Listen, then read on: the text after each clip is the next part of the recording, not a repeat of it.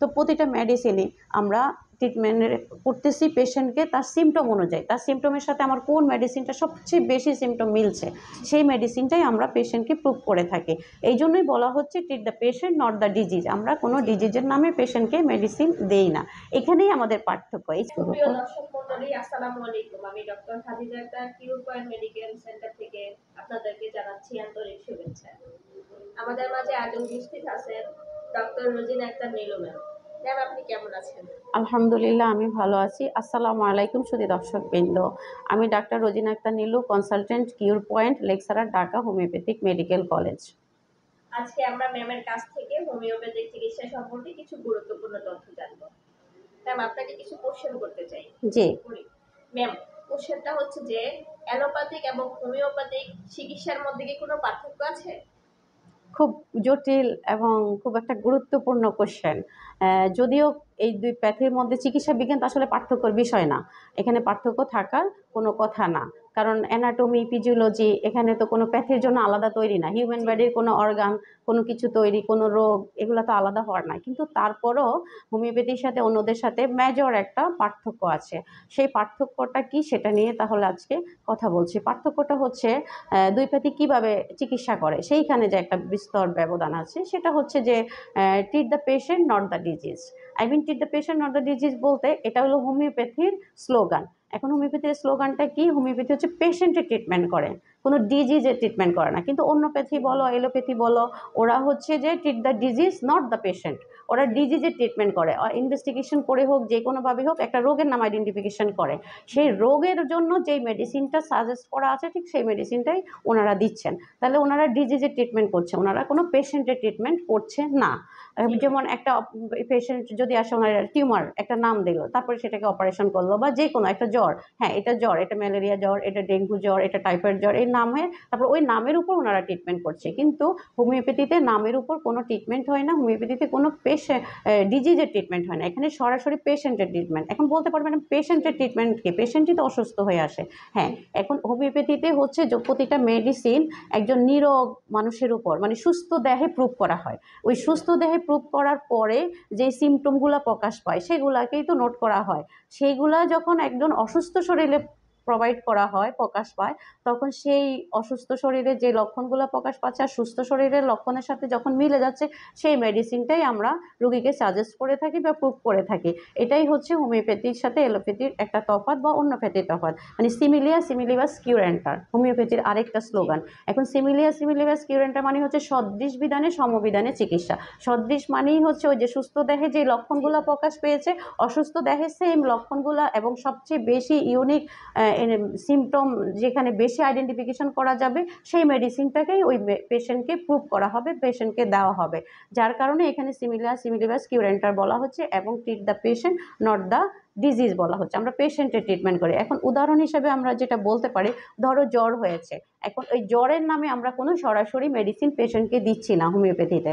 কীভাবে মেডিসিনটা দেওয়া হচ্ছে? আমরা কোনো জ্বরের নামে যাচ্ছি না, আমাদের হচ্ছে পেশেন্টের শরীরকে চোখ মুখ লাল হইয়া, বডি লাল হইয়া, খুব বেশি তাপমাত্রা আছে, তখন তার এক ধরনের মেডিসিন হচ্ছে। এবং তার যদি সে প্রচণ্ড বৃষ্টিতে ভিজছে বা প্রচণ্ড ঠান্ডা পানি কুল খেয়ে তার মানে জ্বর আসছে শরীরে, সেই জন্য একটা মেডিসিন হচ্ছে। বা তার যদি খিঁচুনি দিয়ে হয় জ্বরটা আসে, তখন তার মেডিসিন আবার আলাদা হয়ে যাচ্ছে। বা সে যদি মনে করো প্রচণ্ড ঘামে ভিজে, ঘাম বসে তার বুকে ঠান্ডা লেগে জ্বর আসছে, তখন তার মেডিসিন আবার আরেকটা হচ্ছে। হ্যাঁ, বা শরীর নীল হয়ে যাচ্ছে, তখন মেডিসিন আরেকটা হচ্ছে। তো প্রতিটা মেডিসিনই আমরা ট্রিটমেন্ট করতেছি পেশেন্টকে তার সিমটম অনুযায়ী, তার সিমটমের সাথে আমার কোন মেডিসিনটা সবচেয়ে বেশি সিমটম মিলছে সেই মেডিসিনটাই আমরা পেশেন্টকে প্রুভ করে থাকি। এই জন্যই বলা হচ্ছে treat the patient not the disease. আমরা কোনো ডিজিজের নামে পেশেন্টকে মেডিসিন দেই না, এখানেই আমাদের পার্থক্য। এছাড়া তো আসলে চিকিৎসা বিজ্ঞানে পার্থক্য থাকতে পারে না। থ্যাংক ইউ তোমাকে এরকম একটা প্রশ্ন করার জন্য। জি ম্যাম, আরেকটা কোশ্চেন ম্যাম। ম্যাম, আপনি লক্ষণ ভিত্তিক চিকিৎসার কথা বলেছেন। এই ক্ষেত্রে নারীদের ব্যক্তিগত বিষয়গুলো কিভাবে আপনি চিকিৎসা করেন? আসলে প্রথমটার মধ্যেই চলে গেছে লক্ষণ ভিত্তিক চিকিৎসার কারণ। তো এখানে আরও কিছু লক্ষণের কথাই আমরা বলি।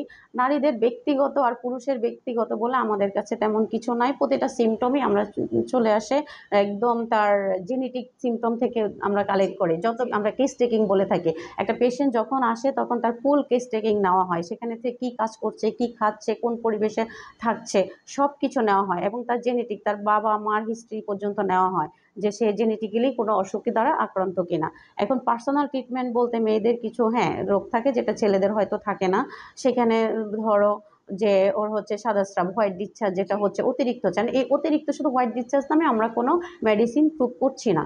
আমরা মেডিসিন ওই যে সুস্থ দেহে যেটা লক্ষণ ভিত্তিক প্রকাশ পাইছে, সাদা স্রাবটা কি ঘন ভাতের মাড়ের মতো খুব আটালো, সেই ক্ষেত্রে একটা মেডিসিন হচ্ছে, নাকি পানির মতো তার পায়ের দিকে হাঁটুর দিকে গড়াইয়া যাচ্ছে, সেই ক্ষেত্রে একটা মেডিসিন হচ্ছে, কারো আবার খুব বেশি ইচিং হচ্ছে, সেই ক্ষেত্রে আরেকটা মেডিসিন তার সিমটম অনুযায়ী চেঞ্জ হয়ে যাবে। বা কারো কারো সবসময় ভিজা থাকে অথচ ইন্টারকোর্স করার সময় শুকায় থাকে, খুব বার্ন হয়ে থাকে, কি বলে ড্রাইনেস থাকে, ড্রাইনেসের কারণে সে ইন্টারকোর্স করার সময় ব্যথা পাচ্ছে, ব্যথা অনুভব করে, বা তার লুব্রিকেশন হয় না, তখন তার মধ্যে ফিলিংসটা আসে না, হয়তো তার মেন্টালি ফিলিংস আসে, ডিজায়ার আসে সেক্সুয়ালি, বাট ফিজিক্যালি সে পাচ্ছে না, ব্যথার জন্য সে কোনো ভালো ফিলিংস পাচ্ছে না। বা আরও তার যেটা থাকতে পারে সেটা হচ্ছে যে ইরেগুলার পিরিয়ড, কোনো মাসের মধ্যে দেখা যায় তার এই সাইকেলটা রেগুলার না, কোনো মাসে 2-3 বার হচ্ছে, আবার কখনো 2-3 মাস পর পর হচ্ছে। ইরেগুলার পিরিয়ড যাদের থাকে তাদের জন্য কনসেপ্ট করাও একটা প্রবলেম, তারপরে ইন্টিমেসির সময়ও প্রবলেম দেখা দেয়, অনেক ধরনের সমস্যা দেখা দেয়, তারপরে অনেক ব্যথা দেখা দেয়, অনেক সমস্যা এখানে ব্যথার সাথে আবার আসে।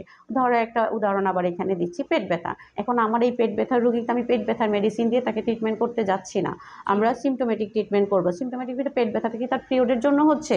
হ্যাঁ, কারো অতিরিক্ত ব্লিডিং ভাঙার আগে পিরিয়ড হয়, কারো পিরিয়ড বন্ধ থেকে ব্যথা হচ্ছে, কারো অতিরিক্ত ব্লিডিং এর কারণে ব্যথা হচ্ছে, বা কারো গুরুপাক খাদ্য খেয়ে পেট ব্যথা হচ্ছে, কেউ না খেয়ে উপোস থেকে পেট ব্যথা হচ্ছে। তো প্রতিটা সিমটম নিয়ে আমাকে সিমটম অনুযায়ী ট্রিটমেন্ট করতে হচ্ছে যে ব্যথাটা কিসের, বা বাচ্চার পেট ব্যথা হলে কিসে বাচ্চার হচ্ছে কেন, আর একজন বৃদ্ধ লোকের কেন হচ্ছে।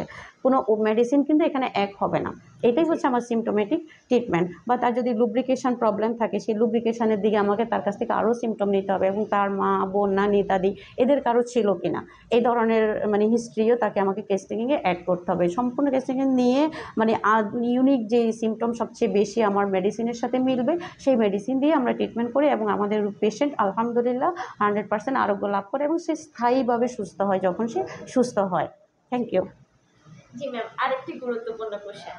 ম্যাম, আমাদের কিউর পয়েন্টের বিশেষত্ব কি সেটা আপনার কাছে জানতে আসলে চাচ্ছি। কিউর পয়েন্টের বিশেষত্ব কি এটা বলতে গেলে হয়তো নিজের পক্ষে বলা না।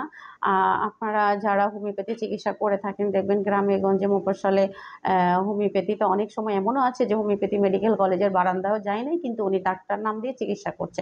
অনেক সময় আমাদের পেশেন্টরা এই ধরনের মানে ভুল ট্রিটমেন্টের শিকার হয়, তো পেশেন্টরা তো বুঝতে পারে না। তো পেশেন্টদের বলবো কিউর পয়েন্টের বিশেষত্ব যেটা, কিউর পয়েন্টে এখানে সার্টিফাইড ডাক্তার সবাই, এবং শুধু কি মানে সার্টিফাইড না, আপনারা দেখবেন যে কোন জায়গায় ডক্টর দেখাতে গেলে অনেক কোনো রেজিস্টার্ড ডাক্তার কিনা, রেজিস্ট্রেশন নাম্বার আছে কিনা। আর এখন অনলাইনের দুনিয়া, আপনি নিজেও চার্জ দিয়ে দেখতে পারবেন যে আপনার এই ডক্টর সার্টিফাইড ডক্টর কিনা, আপনি যাকে দেখাতে যাচ্ছেন। আপনি অবশ্যই একজন পেশেন্ট মানে আপনি ভুক্তভোগী, আপনাকে ভালো হতে হবে, ভালো হওয়ার জন্য আপনাকে একজন অভিজ্ঞ ডক্টরের কাছে যেতে হবে।